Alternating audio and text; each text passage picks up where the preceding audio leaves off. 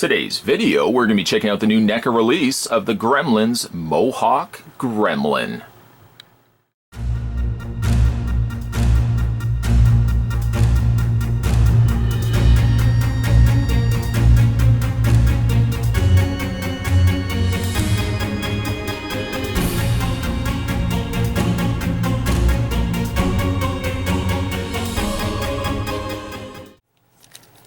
So let's get some measurements going for Mohawk Gremlin.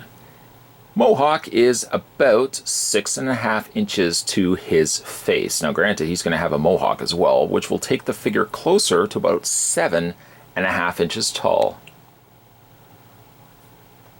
For some other size comparisons, we'll bring in little gizmo so you can see a regular sized Mogwai compared to the size of Mohawk here.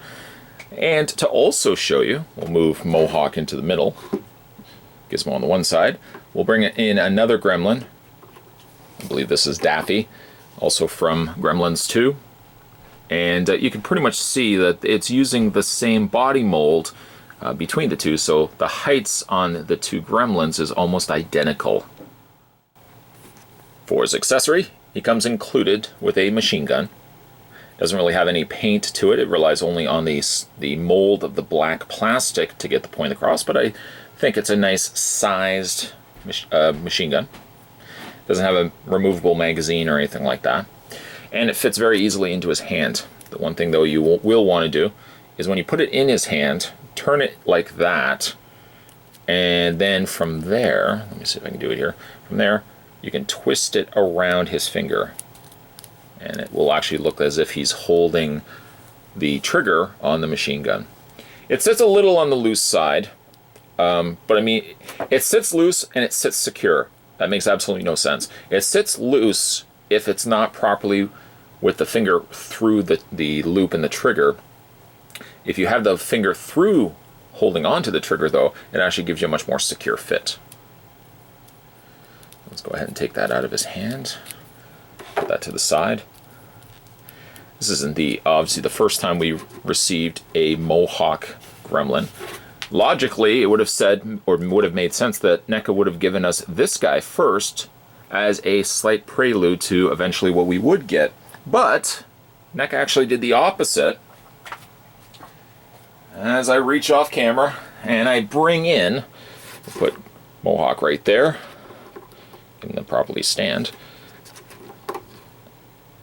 NECA originally released this guy as the Spider Mohawk, which is a fantastic figure, really one of which that's deserving to go back and re-look at him at some point, which I think I might ultimately do. The only thing I need to find is the little peg point. There's like a little stand post that keeps the figure standing upright. Without that, obviously, this guy's not going to stand very well at all, and I think I'm actually missing one of the legs from the back, so I'm going to have to track that down too. But I think once I get all the necessaries figured out, I'm going to do probably a review of this guy, because he is such a good looking figure. Interesting though that we would have got this guy later than getting maybe this guy, but you can see, let me see if I can bring him down a little bit. I'll bring the Mohawk in picture here. The figure's head sculpt looks almost identical. What varies though is the paint. The paint seems much more vibrant in the red department than what we got on the original Spider Mohawk. Here we have a much darker looking tone of red, both in the crest Mohawk as well as on the gum area here, where the standalone, now standing Mohawk, has a much more bright red. That also carries over also to his eyes, which are much more vibrant red, whereas here you have a slightly more murkier red that they used for the body, or for the head. Again, it's a great looking figure. One of these days, I'm going to have to mark it onto my calendar. I want to re-review this guy. So mark that on your calendar as well. Let's move this guy out of the way. And again, sometimes the problem with these guys are standing them. Just move that guy out of the way. All right, so essentially, let's bring in Daffy once again.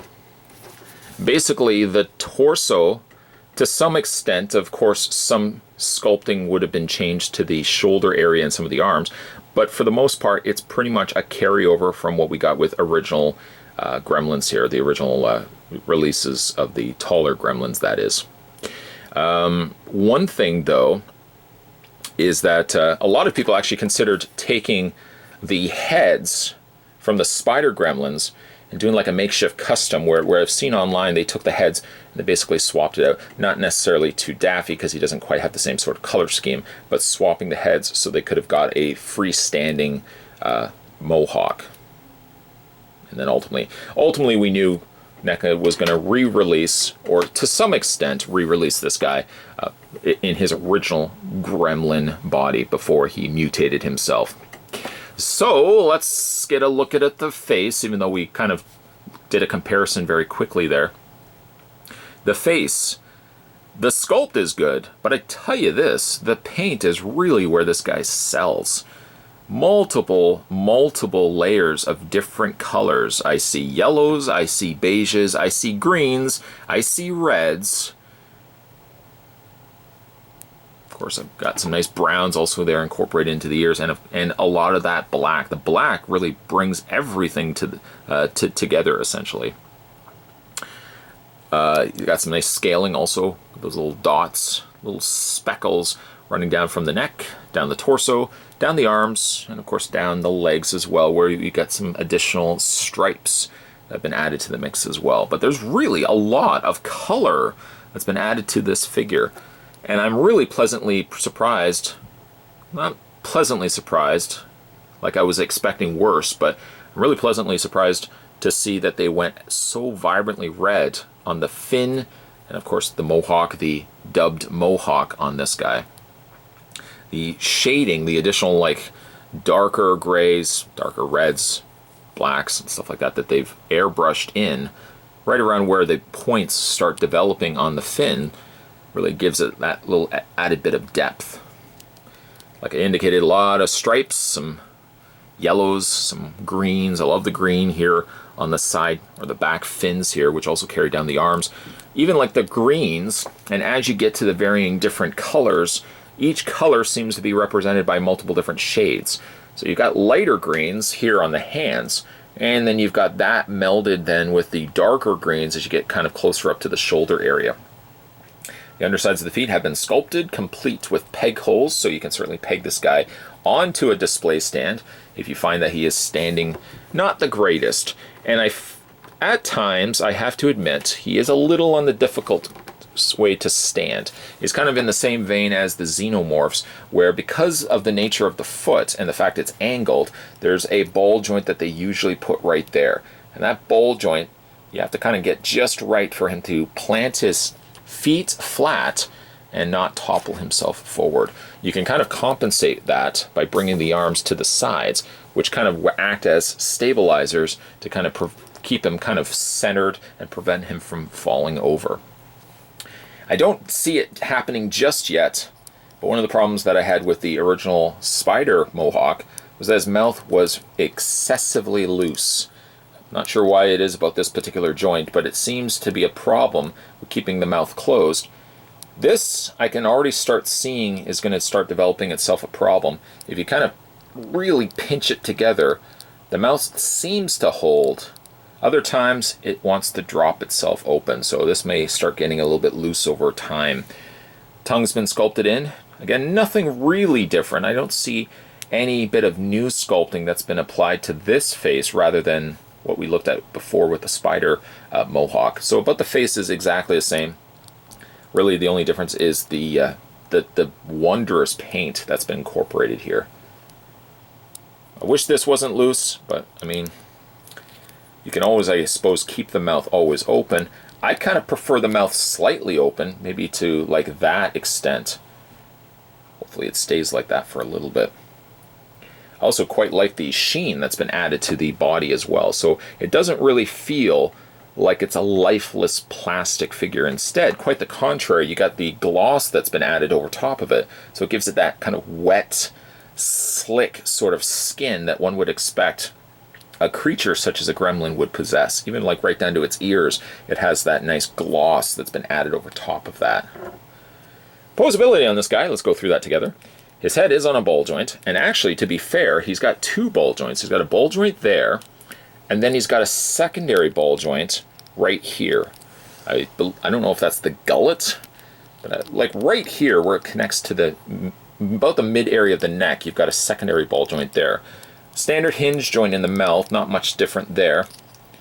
I thought that the ears seemed to be posable, but upon further inspection, it looks like the ears are completely just sculpted as is. You can't rotate the ears or anything like that. Not to the level that the Mogwais originally had. Then you got your universal joints on the arms, a forward-back motion. Got your bend in the elbow, which also allows, by the way, that forearm to rotate. You also get the rotation in the individual hands, as well as a hinge back and forth. No waist swivel, although misleadingly, it looks like there's a cut there that would allow the waist to rotate, but that's not the case at all, actually. Universal joints on the legs, so those hinge outward, forward and back. Bend at the knee, which maybe over time may develop a little bit of looseness. I hope that not be the case. And you've got your ball joint on the lower feet as well. This section and this section here may contribute over time to a bit of looseness in the legs where the figure will maybe see itself toppling over.